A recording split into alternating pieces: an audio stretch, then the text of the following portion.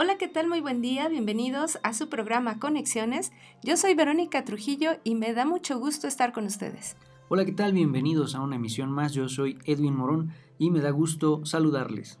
El día de hoy tenemos preparado para todos ustedes un programa bastante interesante que nos podrá acercar a la comprensión del yo. Para eso tenemos como invitado a Eric Rubio, quien nos estará platicando acerca de las dimensiones de la psicología transpersonal y el efecto del yo transpersonal en nuestras vidas. Además estaremos escuchando a Adriana Rodríguez, al semanario de la UIEM, Origen, Tránsito y Destino y Voces y Visiones. Los invitamos y las invitamos a que estén con nosotros y también a que se pongan en contacto en este programa.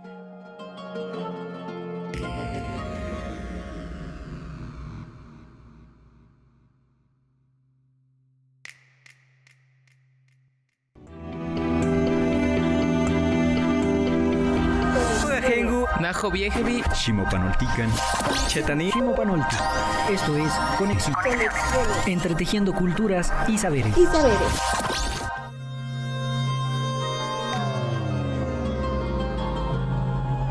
Bien, pues muchas gracias por estar en Conexiones y ya como les adelantábamos hace unos minutos, hoy estaremos platicando acerca del yo transpersonal.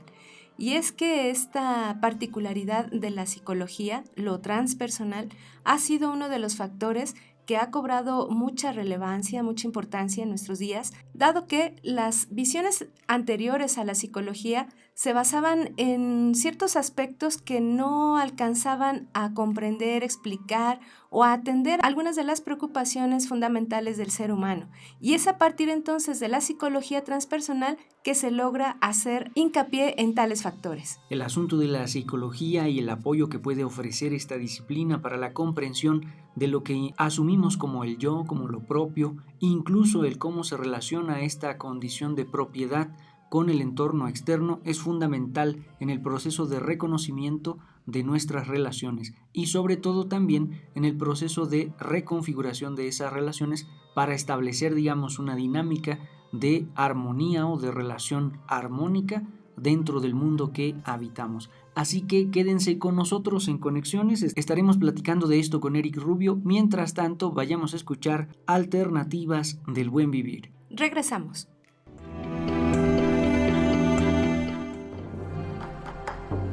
Alternativas del Buen Vivir. Con Adriana Rodríguez. Muy buenas. Hoy les voy a invitar a que reflexionemos sobre los orígenes de esas dos palabras que tanto mencionamos, el buen vivir. Esas dos palabras que se hicieron famosas, que escuchamos hoy en día en conceptos complejos que transmite la academia, políticos, instituciones, funcionarios, incluso nosotros mismos. Las hemos incorporado, aunque muchas veces no sabemos o no reconocemos su origen.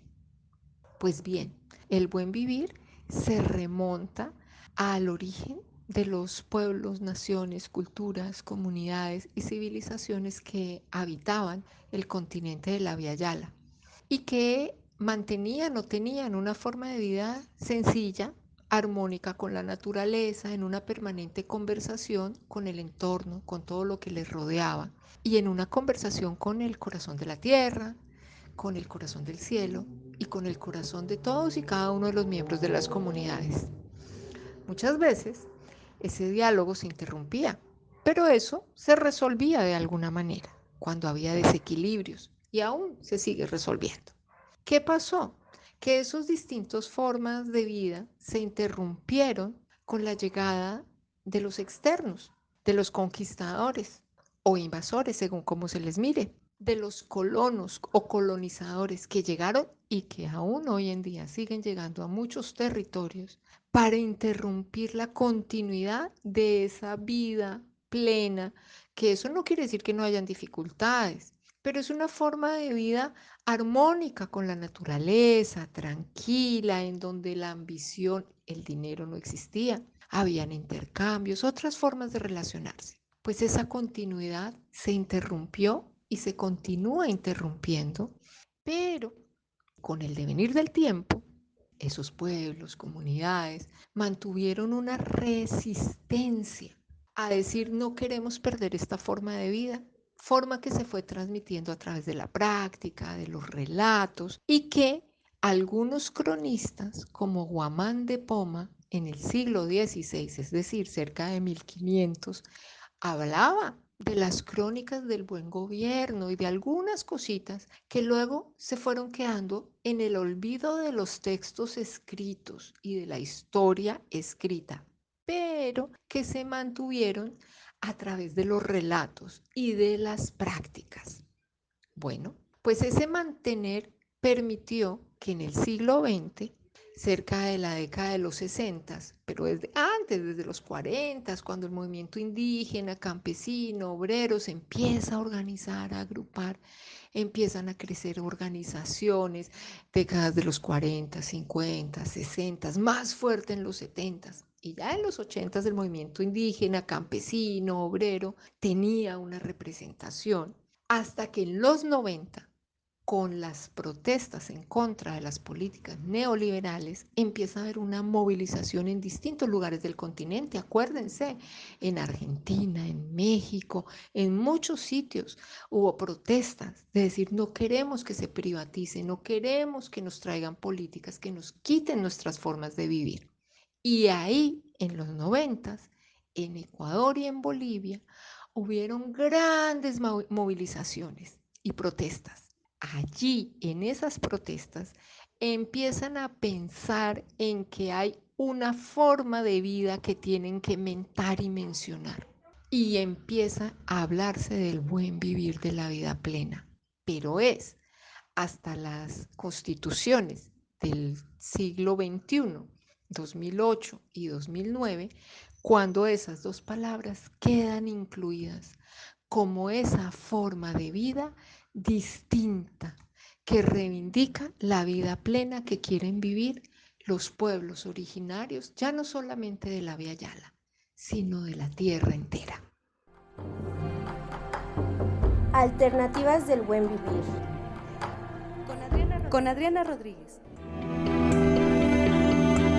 Pues ya estamos de vuelta en Conexiones, muchas gracias por seguir acompañándonos. Como decíamos, vamos a platicar con Eric Rubio. Él es licenciado en psicología y maestro en psicoterapia Gestalt. Actualmente se dedica a la consultoría privada y es director del Instituto Transpersonal de México, donde coordina el programa de educación continua en psicología transpersonal. Muchísimas gracias, Eric, por estar con nosotros en Conexiones. Bienvenido a esta emisión. Platícanos, Eric, dentro de estas dimensiones que comprende, por supuesto, la psicología transpersonal, se deriva también de algunas teorías, de algunas posturas, de algunas disciplinas que propiamente sostienen esta discusión. Entonces, ¿cuáles son estas teorías o disciplinas que argumentan o que dan base sobre las dimensiones transpersonales del sujeto? Para hablar sobre la dimensión transpersonal de los individuos, es necesario establecer ciertos marcos que nos ayuden a comprender a qué nos referimos cuando hablamos sobre lo transpersonal o la dimensión transpersonal en los individuos. Lo transpersonal sobrepasa la idea de persona. Incluso la misma palabra recrea una sensación característica de expansión de la identidad. Más allá o a través de es lo que nos sugiere el prefijo trans, y máscara es el significado de la palabra persona. De este modo, obtenemos una definición completa. Transpersonal es igual a más allá o a través de lo personal. Es importante comprender que lo transpersonal no es un sitio específico ni un estado mental. Es una dimensión que ha podido ser intuida y rastreada en las distintas civilizaciones de la historia de la humanidad, en las cuales, siempre caracterizadas por un contexto particular, ha nacido la semilla de la inquietud y la pregunta por aquello que existe más allá de los confines de nuestra estrecha personalidad y asuntos mundanos. Precisamente al ser un terreno fangoso e intentar trascender las diversas fronteras disciplinarias, se ha generalizado un hito de desacreditación hacia lo transpersonal, por considerarlo un ámbito saturado de superstición y de magia. No obstante, podemos abrirnos a la idea de que un enfoque orientado hacia el saber no se encuentre colocado en los parámetros de lo tangible o lo medible, no es sinónimo de supuesta superficialidad y mucho menos no implica su menosprecio. Los caminos de lo transpersonal son tan diversos como lo son nuestras fuerzas y niveles de comprensión e intuición. Lo transpersonal no es una senda bajo control, ni siquiera establecida o definida por completo, sino, mejor dicho, se parece a un territorio en donde es más la extensión de lo que no se ha dicho y descubierto que de aquello que se ha podido establecer. No obstante, la riqueza del terreno se ha encarecido a partir del desinterés o la trivialización de lo sagrado. En nuestra actualidad, los seres humanos hemos desistido de buscar, escuchando y adaptándonos a respuestas sencillas y cómodas sobre lo luminoso o lo sagrado, y hemos establecido creencias y doctrinas, pero aún así las seguimos sin conocerlas y desmenuzarlas a fondo. Es justamente en esta actividad donde comienza la barrera de la búsqueda y se pinta un abismo. Así termina lo transpersonal e inicia el control del humano, ya sea a partir de instituciones, tradiciones, moralidades, costumbres o sistemas coercitivos. Lo transpersonal también podría entenderse como la esfera en la que los conocimientos humanos, deseos, posturas, conclusiones y voluntades personales no representan un factor que determine la naturaleza de la realidad o lo que las cosas son. En este sentido, la visión transpersonal está cimentada en el reconocimiento de la pequeñez, la carencia y ambivalencia del humano, de sus respuestas y también de sus contrariedades. Citando al doctor Héctor Sevilla, en lo transpersonal no se trata de tener fe, ni siquiera de seguir una doctrina o de someterse a una religión, sino que se reconoce que las fuerzas humanas no son suficientes para delimitar lo que es la realidad. Tampoco se sostiene la bandera de algún tipo particular de deidad, sino que se parte del presupuesto de la imposibilidad de someter lo absoluto a la cognición humana.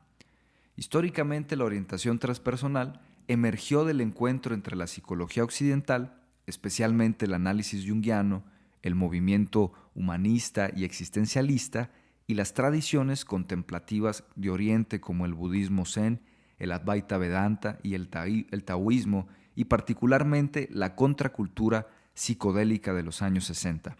Es así como podemos decir que la disciplina que ha abrazado fervientemente lo transpersonal es la psicología. La psicología transpersonal se constituye formalmente como corriente psicológica en los Estados Unidos en la década de los años 60. Abraham Maslow y Anthony Sutich son quienes a lo largo de 10 años de estudio e investigación proponen, sistematizan y originan lo que hoy se conoce como la cuarta fuerza de la psicología contemporánea. Es importante señalar que los planteamientos iniciales de esta nueva corriente datan de principios de siglo. Richard Buck escribe sobre la conciencia cósmica, concepto que trasciende los principios y propuestas de la psicología de su época.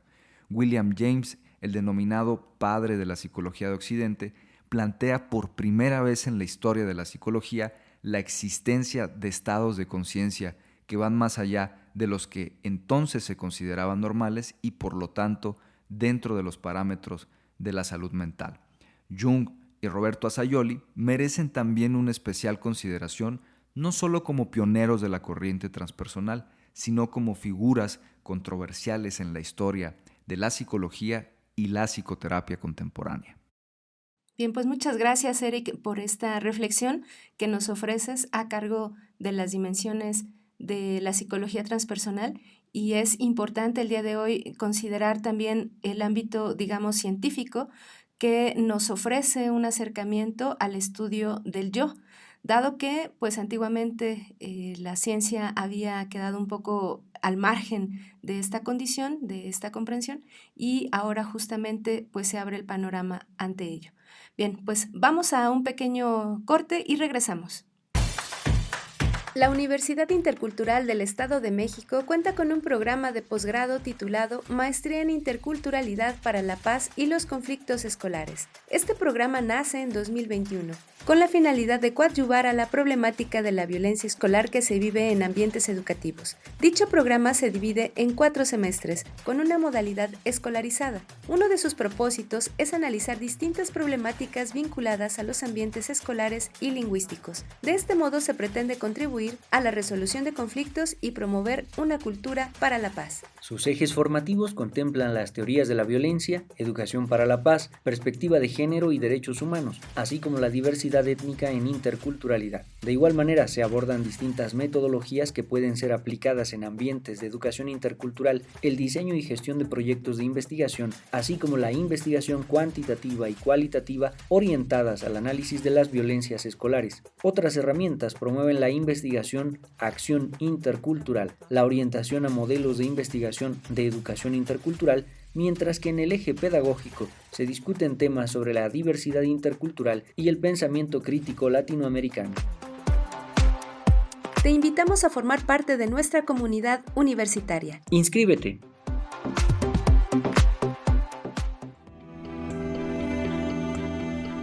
Escríbenos conexiones.ci@uyem.edu.mx. Continuamos. Pónganse en contacto con Conexiones al teléfono 712-123-5963. Continuamos. La licenciatura en Arte y Diseño realiza actividades de vinculación comunitaria a partir del conocimiento de técnicas y procesos tradicionales. Actualmente, estudiantes de cuarto semestre trabajan en comunidades como Ejido La Soledad en San José del Rincón, donde se realiza bordado tradicional mazahua; en Plateros en San Felipe del Progreso, donde se trabaja joyería en plata; en Tlalpujagua, Michoacán, donde se producen artesanías de cantera y vidrio soplado. De igual manera, se realizarán visitas de reconocimiento de espacios, técnicas y procesos de producción para generar un vínculo que permita producir una obra participativa durante el siguiente semestre. Por su parte, estudiantes de sexto semestre realizan la planeación de un proyecto comunitario a partir del arte y el diseño participativo. Te invitamos a formar parte de nuestra comunidad universitaria. ¡Inscríbete!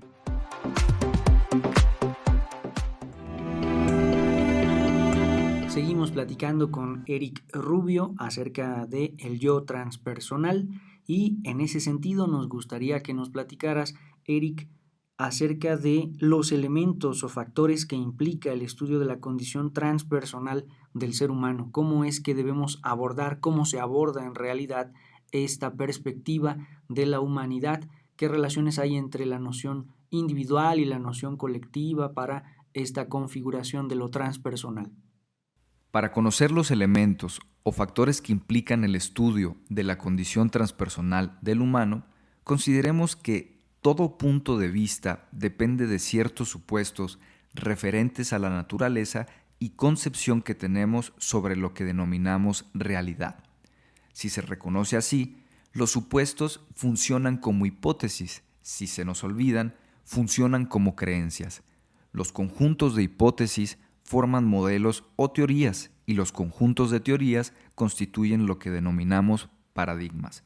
Reconocer la dimensión paradigmática de la psicología, que es la que nos ayudará a comprender los factores del estudio de la dimensión transpersonal, implican partir de comprender que toda teoría científica está basada en una particular filosofía de la ciencia que le denominamos epistemología y en una concepción de la realidad que denominamos ontología. Dentro de este marco, la llamada psicología transpersonal apunta a la expansión del campo de la investigación psicológica para orientarla hacia el conocimiento de lo que produce niveles máximos de bienestar y salud en las personas, sin descuidar situaciones empíricas como el desarrollo de la conciencia, las experiencias derivadas de la meditación, los fenómenos de altruismo y compasión, de conexión empática con otros seres humanos y culturas, la vivencia de la experiencia espiritual, la comprensión de una conexión superior con algo desconocido fuera del ámbito de lo personal, así como el desarrollo de habilidades a partir de la intuición, el arte e incluso la educación con estilos holistas. Una de las pautas a seguir en el estudio de las dimensiones transpersonales es la comprensión que nos ofrece el psicólogo italiano Roberto Assagioli, que sintetiza diciendo que la primer fase, al menos dentro de la psicoterapia, es la que tiene como finalidad la integración del psiquismo del individuo, lo que él denominaba como psicosíntesis personal, y solo después de tener una base sólida, emprender una segunda fase denominada psicoterapia transpersonal o psicosíntesis espiritual. Con esto quiero decir que es de suma importancia y muy recomendable que cuando comencemos el estudio sobre la dimensión transpersonal, es importante tener una base sólida de trabajo personal en el ámbito de nuestras manifestaciones neuróticas o disfuncionales, un trabajo óptimo sobre la comprensión y resignificación de nuestra propia biografía e incluso comprender la estructura de nuestra personalidad. ¿Y por qué? Porque si omitimos la necesidad de un sí mismo fuerte, es probable que la persona se fragmente y desintegre durante el recorrido espiritual, tal como lo advierte Ken Wilber en la conocida falacia pretrans. Debido al tiempo de respuesta, podría englobar 3 características importantes en el estudio y la búsqueda de lo transpersonal. La primera de ellas es honestidad en las motivaciones para la búsqueda transpersonal.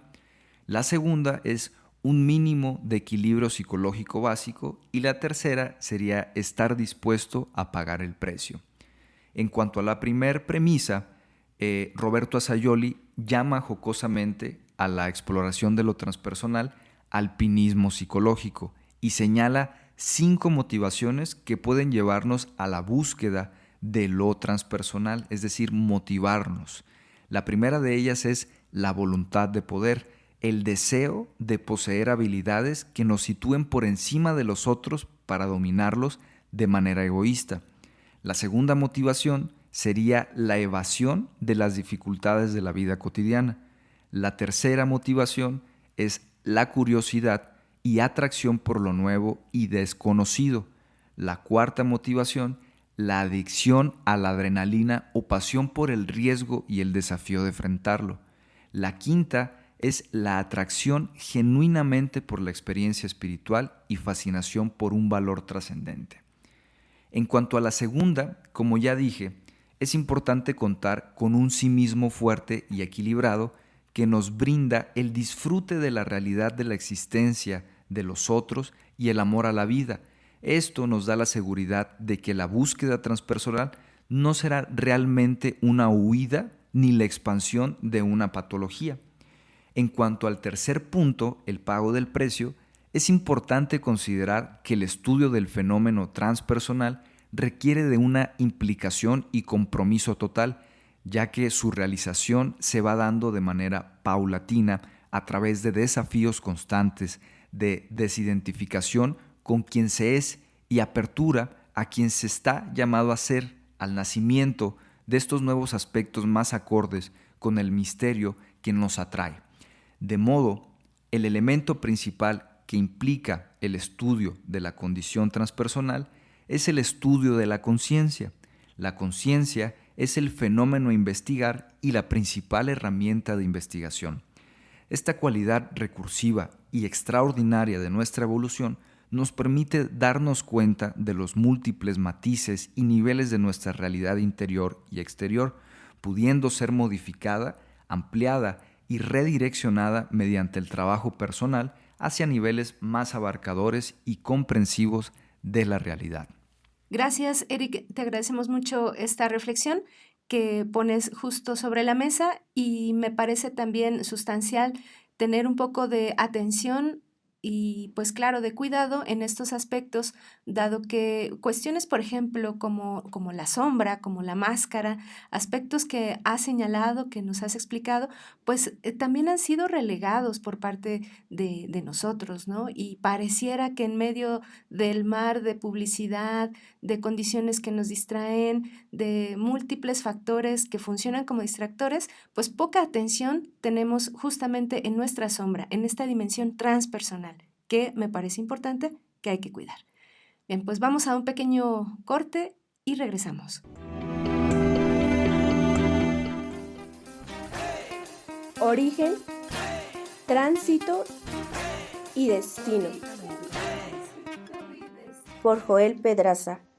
Muchas gracias por el espacio. De nueva cuenta aquí dando algunos datos sobre México y su comportamiento migratorio desde Asia y a través de México. En esta ocasión voy a hablar de dos estados del sureste mexicano, Campeche y Chiapas, que si bien son cercanos geográficamente hablando, se interpone un poco ahí Tabasco, pero en esencia es la región sureste de México, tienen un comportamiento migratorio relativamente dispar, como lo vamos a ver. Para el caso, por ejemplo, de Chiapas, que tiene una fuerte población migrante, tanto de tránsito como de cruce, por su cercanía y por su frontera con Guatemala, obviamente, por Tecunumán, al sur. Entonces, un estado con 5.540.000 habitantes tiene una población migrante del 3% aproximadamente, es decir, baja relativamente, pero en este caso, y es importante acotarlo, es que mucha población migrante que reside bueno, que está en Chiapas, en muchas ocasiones es de tránsito, por lo tanto es muy volátil el indicador, no necesariamente residen en Chiapas, ¿no? Ahí hay otras cuestiones, principalmente laborales, que hacen que gente ajena a Chiapas viva ahí, pero en esencia es una población migrante de tránsito la que predomina en esta zona. Incluso el crecimiento del 2010 al 2020 fue de no más de 6.000 personas. En 10 años solamente se incrementó en 6.000 el número de población migrante en Chiapas, que, como insisto, si bien es un número pequeño comparado con el total de la población, es más bien la población flotante la que se podría no contar, pero que existe en este territorio, ¿no? Tal es el caso, por ejemplo, en contraste con Campeche, que tiene una población que no llega al millón de habitantes, ¿no? No llega está en el 928.000, anda por ahí según los datos del INEGI, y que tiene una población migrante del 4.4%, ¿no? Relativamente baja. Según datos del INEGI, 27.000 es la población inmigrante de Campeche, lo cual nos habla bueno, y el crecimiento, incluso ha tenido un decremento en esta población de 10 años hacia acá, ha disminuido en 6.000. ¿De qué habla esto? Bueno, que Chiapas, al ser un país de tránsito, también registra una mayor densidad poblacional, no así Campeche, que para fines migratorios no funge como un punto de tránsito tan importante y mucho menos de destino para poblaciones migrantes, ¿no? En este caso, mucha población migrante cruza por Chiapas para irse hacia Oaxaca y todo lo que es la cuenca del Pacífico, ¿no? O bien brinca hacia Veracruz para seguir por la vía y luego desviarse hacia el centro, ya sea por Tenería en el Estado de México o seguir por Tamaulipas en la ruta del Golfo, en los trayectos migratorios.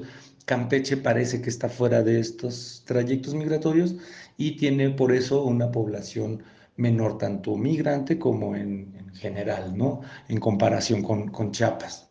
Eso por un lado.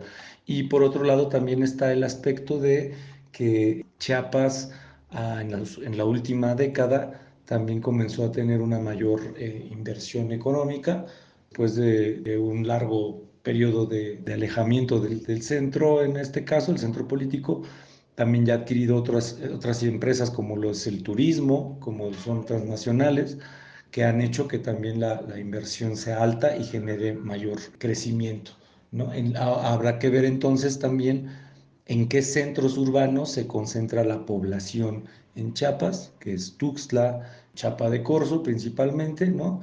Y en Campeche, que es en Ciudad del Carmen, y en la misma capital Campeche, pero como insisto, debido a que se encuentra al norte de Chiapas y no converge con los trayectos migratorios, es que la población parece ser menor en cuanto a crecimiento y en cuanto a densidad. Ambas entidades se caracterizan por un turismo muy fuerte. Chiapas predomina, pero Campeche tiene también lugares emblemáticos para el turismo nacional e internacional, ¿no? Y eso es lo que hace que solamente funjan como lugares de turismo, más allá que de residencia. Entonces, bueno, hasta ahí lo dejaría por el día de hoy. Esperaríamos la próxima semana hablarles de otro estado fronterizo norteño. Ahora nos vamos al norte con Chihuahua. Muchas gracias. Origen, tránsito y destino. Por Joel Pedraza. De comunidad en comunidad. De comunidad en comunidad. El 15 de agosto se celebra en la comunidad de Emilio Portes Gil la recolección de flores para su colocación en el campo, una forma en la que los campesinos agradecen a la naturaleza la producción de sus cultivos. Por ello, las familias anteriormente iban al monte a traer las flores silvestres con las que adornaban. Muchos de los abuelos de la localidad iban hasta el Cerro del Tigre, y aunque era una travesía larga, esta caminata se hacía con la mejor intención, ya que se decía que esta encomienda se debía hacer con respeto. La flor más utilizada es el pericón, planta que se da en la región Mazahua, y es la más usada para adornar los elotes más grandes de las milpas. Y aunque hoy en día se utilizan flores compradas, la razón siempre es la misma. Actualmente son pocas las familias las que usan flores del campo. Tal es el caso de las familias que viven aún en los alrededores de Emilio Portes Gil, como lo son Dolores y Tepetitlán. Como ritualidad, estas son colocadas en puntos estratégicos, comenzando por el centro de la milpa y sus 4 esquinas, así como sus puntos medios, como una manera en la que se proteja al maíz de las adversidades del clima. Su colocación comienza con la bendición de ellas y una petición de prosperidad. Esta se hace por el dueño del terreno, o bien por las y los abuelos, quienes tienen más experiencia, para después estas ser amarradas en forma de cruz y sujetas a la mazorca para dar gratitud a la tierra. En su compañía se hace un recorrido con un somedio prendido con olotes y el aroma característico del copal. Este se hace por todo el alrededor de la milpa, como una forma de sello con el humo que éste desprende y genere estabilidad en las plantas. A manera de cierre, se hace un lanzamiento de cohetes para ahuyentar a Charramo, señor del viento, conocido así en las comunidades mazahuas, y así no haya vientos fuertes ni tormentas que tumben el maíz, y poder de esta manera gozar de buenas cosechas durante el año y los próximos en los que se realice este mismo ritual. De comunidad en comunidad. De comunidad en comunidad. Uno de los objetivos de la licenciatura en Lengua y Cultura es la revitalización y fortalecimiento de las lenguas y culturas originarias. Por tal motivo, anualmente se realizan distintas actividades académicas y culturales, como la celebración del Día Internacional de la Lengua Materna, coloquios de investigación, concurso de deletreo, celebración del Día Internacional de los Pueblos Originarios, el Foro de Sabios, ofrenda de Día de Muertos, entre otras actividades. Todo ello para fortalecer la convivencia y generación del diálogo intercultural, establecer relaciones horizontales, universidad-comunidad y con ello trabajar sobre el apoyo mutuo. Te invitamos a formar parte de nuestra comunidad universitaria. Inscríbete.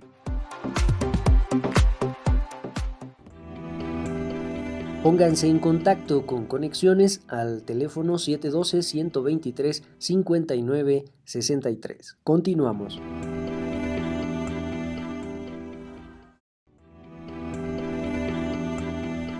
Escríbenos conexiones.ci@uyem.edu.mx. Continuamos. La licenciatura en Enfermería de la UIEM cuenta con el reconocimiento de CIES, así como la opinión técnico-académica de CIFRUS. Se perfila como líder en innovación y calidad académica generadora de recursos humanos en favor del cuidado integral de la salud.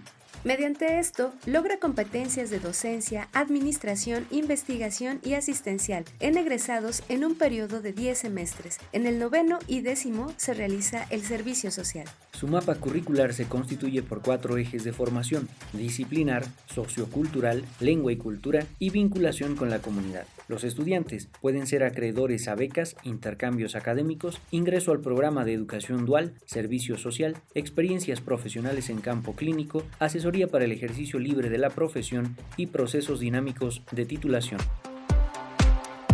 Te invitamos a formar parte de nuestra comunidad universitaria. ¡Inscríbete!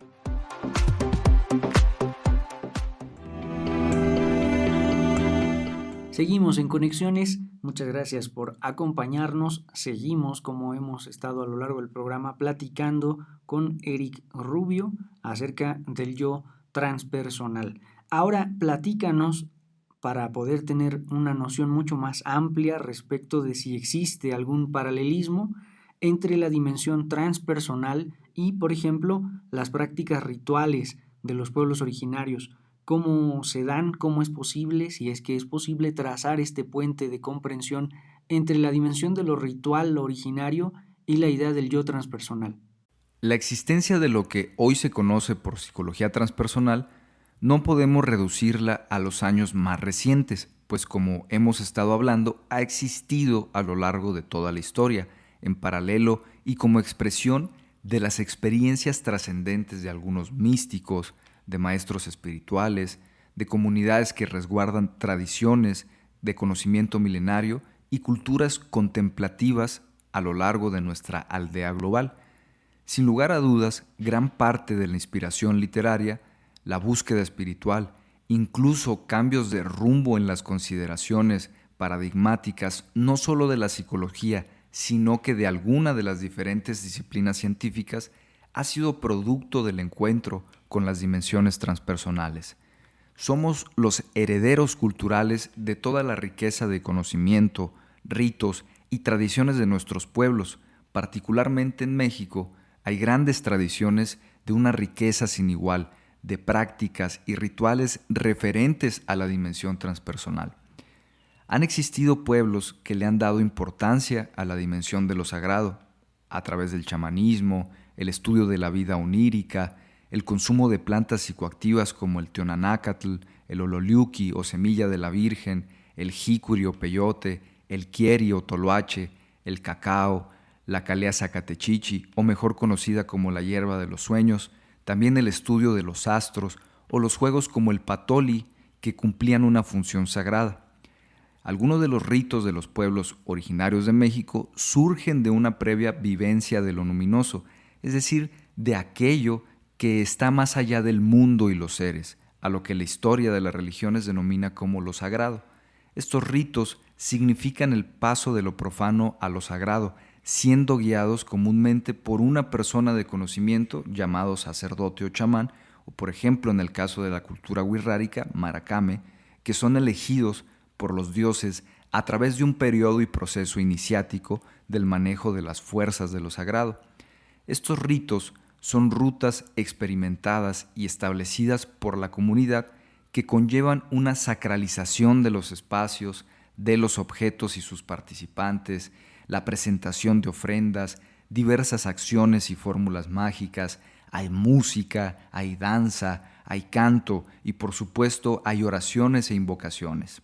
Si prestamos atención, podemos observar que no solo existen paralelismos, sino que cuando se habla de la vivencia de lo sagrado de estos pueblos originarios, se está hablando del territorio transpersonal. Según la doctora Mercedes de la Garza, gran escritora, historiadora e investigadora académica mexicana, los mayas y nahuas perciben la naturaleza humana como dual, es decir, partes materiales, corpóreas, visibles, y partes materiales etéreas, sutiles e invisibles. Como lo he dicho con anterioridad, la visión transpersonal está cimentada en el reconocimiento de la pequeñez, la carencia y ambivalencia del humano, de sus respuestas y contrariedades. Definitivamente, al menos para mí, existe un vínculo íntimo entre las tradiciones y ritos de algunos pueblos originarios de México que están en comunión y contacto directo con lo que a lo largo de este programa hemos denominado transpersonal. Particularmente, en mi propia historia, mi acercamiento a lo luminoso fue producto del cobijo y enseñanzas de los ritos y tradiciones del pueblo y la cultura wixárika, impregnando mi mente y mis sentimientos de una devoción pura hacia la maravilla, el asombro y profundo misterio que representa estar presente en este mundo. Definitivamente, la visión transpersonal ha tomado inspiración y seguirá aprendiendo de los usos, costumbres, tradiciones, visiones, prácticas, simbología y conocimiento de muchas culturas y pueblos originarios de México, de los cuales conocemos muy poco sobre sus sentimientos, de su amor a la tierra, de su conocimiento, de sus antepasados y toda la riqueza cultural de la cual también somos responsables de preservar, estudiar y sentirnos muy afortunados por ser no solo mexicanos, sino hijos de la tierra, hijos del maíz, hijos del sol y la luna, ciudadanos del mundo y habitantes de un cosmos vivo. Pues me parece, Eric, que has tocado puntos fundamentales, muy sensibles, por supuesto, también dentro del aspecto, la vivencia, la cosmovivencia de pueblos originarios y que, bueno, tenemos que reconocer una vez más que estos grupos humanos, estas civilizaciones, pues tenían ya una parte bastante desarrollada en cuanto a estas dimensiones de lo que hoy conocemos como psicología transpersonal. Entonces, no es particular de un grupo, por ejemplo, mesoamericano o aquí en Latinoamérica, sino me atrevería a decir que es una parte, un conocimiento generalizado a nivel mundial de estos pues, grupos humanos o primeras civilizaciones. Entonces, desde ahí que me parece que la psicología transpersonal el día de hoy puede combinar, también puede aportar, pero también puede aprender muchísimo de esta sabiduría y de este conocimiento. Pues Eric, nos ha dado muchísimo gusto que estés aquí en Conexiones. Agradecemos mucho tu atención, tu espacio y bueno, pues esperamos tenerte de vuelta. Vamos a continuar en Conexiones, vamos a escuchar voces y visiones precisamente y ya estamos de vuelta para la parte final de este programa.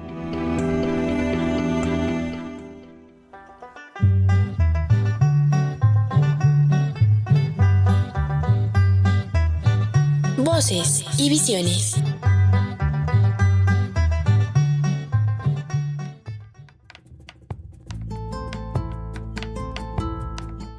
Bienvenidos una vez más a su cápsula Voces y Visiones. La herbolaria es una gran opción para tratar diversas enfermedades.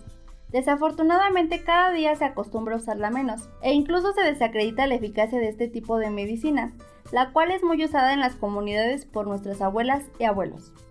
De hecho, en palabras de Raúl Limón, para el diario El País, en 2021 comentó que entre el 73% y el 91% del conocimiento de los servicios medicinales de las plantas, sus propiedades farmacológicas y terapéuticas de regiones de América del Norte, la Amazonía y Nueva Guinea, corre el riesgo de desaparecer porque solo lo conocen los indígenas de la zona y no hay más registro que sus voces.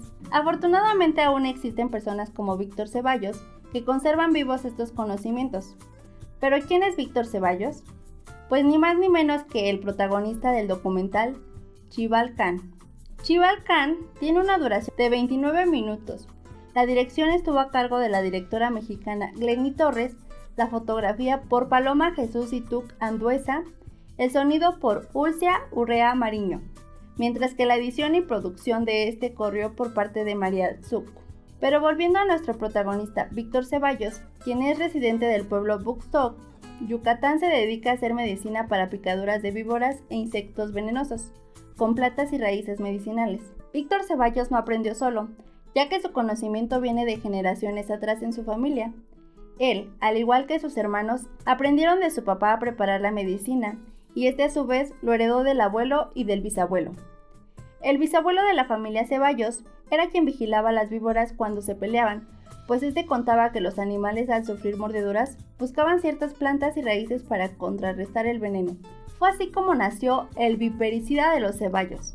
Debido a la gran efectividad del remedio, este rápidamente fue ganando fama entre los pobladores de Buxot, quienes a lo largo del documental se muestran alegres de que don Víctor aún se encuentre entre ellos, y nos comparten cómo él mismo les ha ayudado a sanar.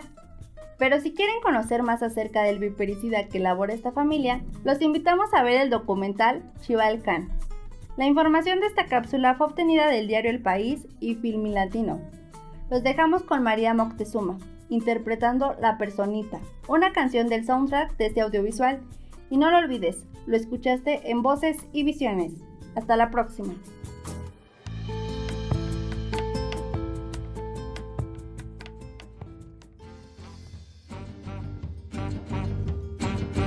La personita está estudiando la posición de las estrellas. La personita tiene un vínculo entre ciencia y naturaleza. La personita escribe versos que le inspiran los montes. La personita ha descubierto que la siembra es el arte de la vida.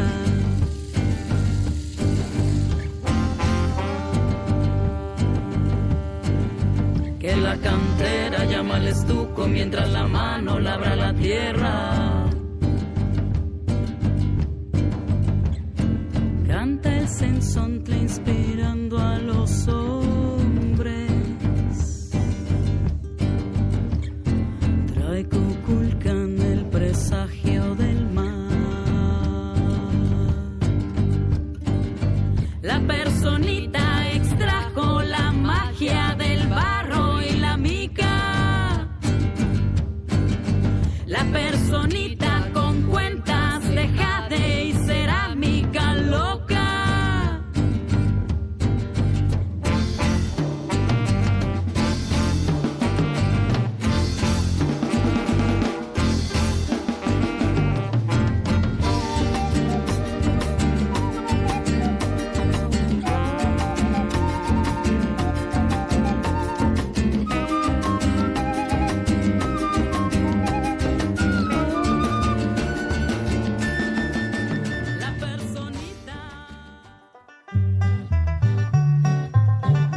Escuchaste Voces y Visiones.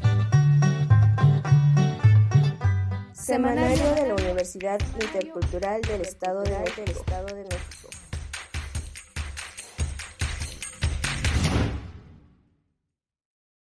El pasado 20 de agosto del 2022 se llevó a cabo la ceremonia Tlazochimaco, cuando se ofrendan las flores, en el municipio de Malinalco.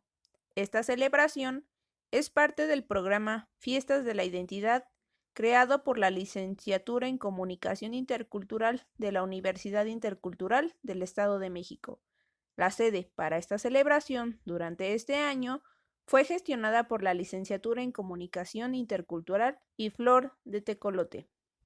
Esta comenzó a las 9 de la noche. Los participantes llevaron consigo un metate o molcajete, una veladora pequeña y flores diversas. Este evento tuvo la finalidad de establecer un diálogo con nosotros y con la comunidad, en la que se establecieron lazos de comunicación, por lo cual se generó una conexión. Cada proceso que se realizó mantuvo el objetivo de esclarecer al individuo como una identidad para formar parte de otras y sus saberes. Los objetivos principales por los que se dio dicha actividad fueron el conocimiento cultural, la participación activa, respeto, integración, comprensión y solidaridad entre los participantes. Tlazochimaco significa florear, ofrecer flores. Podría interpretarse como el propio hecho de florecer. Durante esta ceremonia se florean las milpas como una muestra de que los seres humanos también pueden hacer donaciones a la naturaleza. Dicha celebración implicó el hecho de que mediante la donación de florecimiento humano y el florecimiento vegetal, la vida se puede respetar para sí. Las personas no ofrecieron sus dones para conseguir un beneficio, sino que proporcionaron con ese florecimiento la continuidad de la existencia, así como las plantas, de tal manera que en esa relación no hay intenciones de intercambio recíproco, sino donación ceremonial. La ceremonia de esta veintena implicó un don, es decir, se brindó algo dirigido hacia alguien, sin que medie en esa relación una condición de intercambio, puesto que el don implicaba un reconocimiento de la capacidad de otorgar para que en el ciclo de la vida pueda perpetuarse para sí. La condición ceremonial de esta práctica fue fundamental, puesto que implica el trabajo colectivo en el que se manifiesta la capacidad floreciente del ser humano. Durante el ceremonial, cada uno de los participantes ofrecieron su propia capacidad de florecer mediante su canto, su palabra, su trabajo, su paciencia, para que las plantas pudieran florecer y donar sus propiedades curativas. Para culminar este proceso, se extienden sobre un petate una serie de plantas recolectadas que poseen propiedades curativas y se maceran en alcohol para preparar un bálsamo de uso externo que funciona como alivio a padecimientos musculares o lesiones de la piel, así como malestares producidos por frialdades como el aire o el susto. Semanario de la Universidad Intercultural del Estado de México.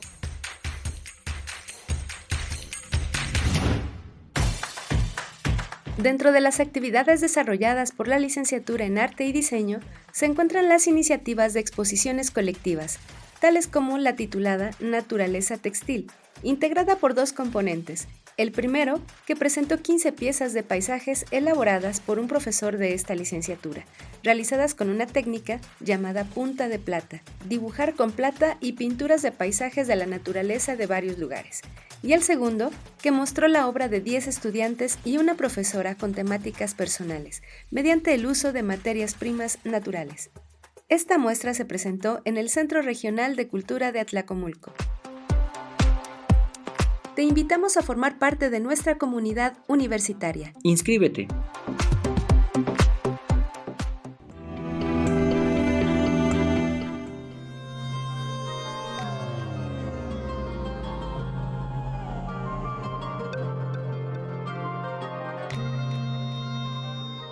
Pues muchísimas gracias por habernos acompañado a lo largo de esta emisión. Sin lugar a dudas, un tema muy interesante, sobre todo, Vero, a propósito de esta idea de la parte sombreada, de la parte de la sombra respecto de la constitución de la identidad, ¿no es cierto? Porque además esta conexión que hay entre esa parte oculta, esa parte que la sociedad trata de domesticar, esa parte que la sociedad trata de reprimir incluso o de no darle lugar, es un aspecto fundamental presente también, como se señalaba en algún momento, en la visión de los pueblos originarios o en la visión de otras filosofías, en las que precisamente la parte oscura, la parte oculta, esa parte que no se mira, que no se reconoce y que no se asume incluso como propia, es constitutiva también de lo que podemos llegar a ser como personas.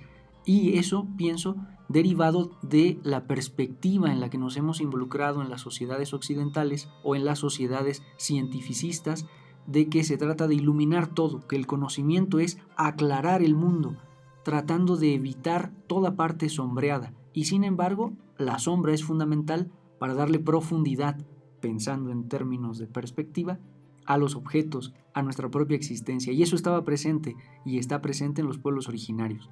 Claro, y en este sentido me parece también fundamental que el reconocer el aspecto o los aspectos que forman parte de las dimensiones transpersonales de nuestro yo, de nuestra persona, pues es una tarea que tenemos pendiente, porque en eso va la relación humana también, en el reconocimiento de aquello que me molesta, que no estoy de acuerdo, etcétera, pero que al final pues parte o forma parte de nosotros mismos, ¿no? Entonces, en ese aspecto me parece también importante señalar que los pueblos mesoamericanos, pueblos originarios en el día de hoy, pues tienen mucho avance. Mucho avance me refiero porque existe una gran cantidad de ceremonias, de rituales, de espacios que propician justamente el reconocimiento de ese yo que ha sido velado, de ese espacio de sombra que nos da miedo, que no nos gusta, que tratamos de rechazar y que, pues bueno, a partir de estas ceremonias y de estos rituales, más bien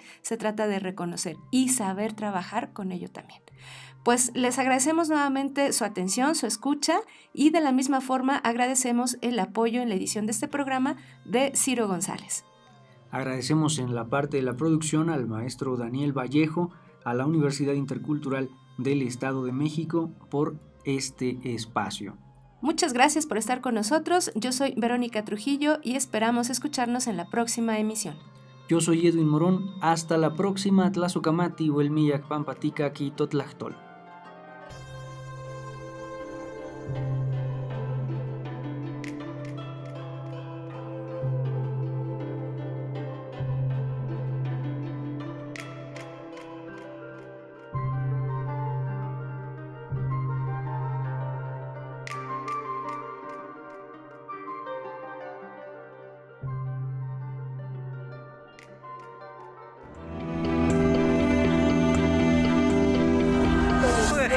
Najo Viejevi, Shimopanoltican, Chetani, Shimopanolti.